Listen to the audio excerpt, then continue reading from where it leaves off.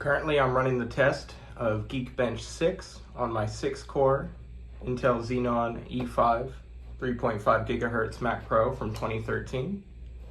Currently, it has 16 gigs of Apple 1866 megahertz DDR3 RAM, but I just got in this package from eBay, which has genuine Apple 32 gigabyte DIMMs.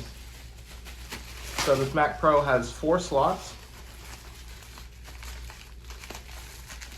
And right now, mine are only occupied with 4 gig DIMMs.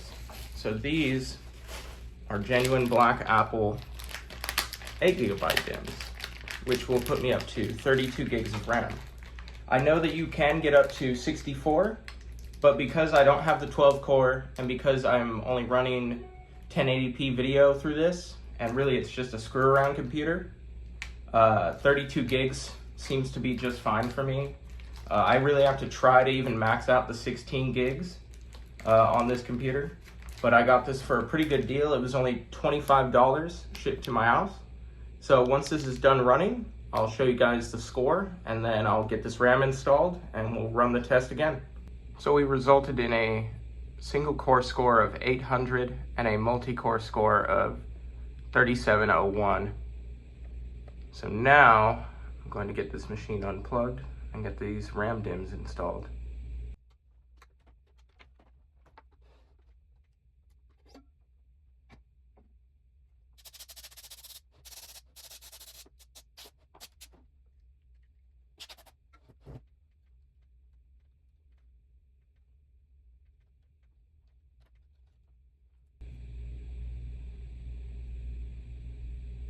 So as you can see, that's the 4 gigabyte memory sticks coming on out of the Mac Pro.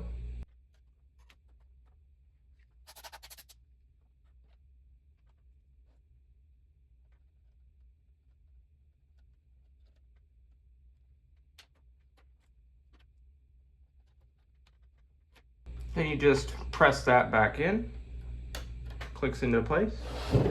Moving on to the next one, pressing on the arrow up, RAM snaps out, DIMMs come out.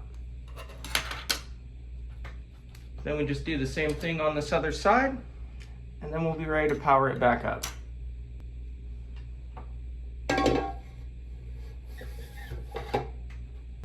All right, with the RAM installed, we're gonna turn her on.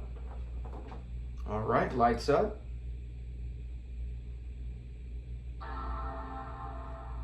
Startup chime. All right, it looks like it's loading. All right, so we are now loaded up back into macOS Monterey 12.7.6. And it has posted the full 32 gigabytes of RAM. Go into our memory modules.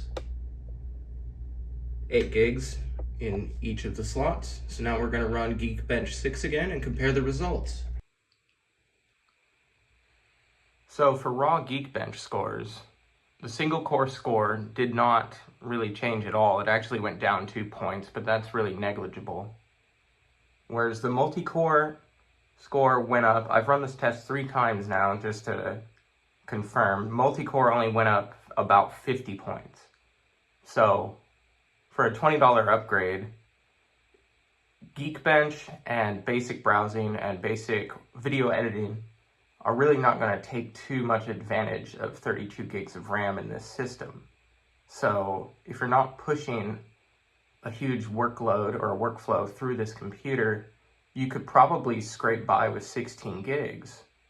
When I was younger, I used to want to put 64 gigs or max out 128 in every single machine that I had.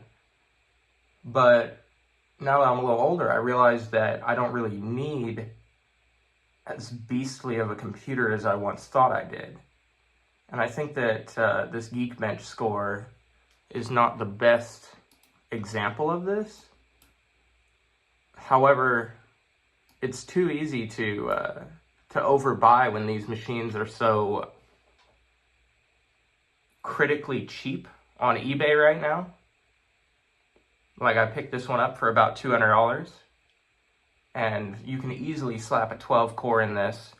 You can get 64 gigs of RAM natively supported from Apple, a massive SSD, and you're still stuck on Intel hardware. So you're going to have those limitations in terms of operating system, at least in Mac OS terms. Limited out at Mac OS 12 without any open core use.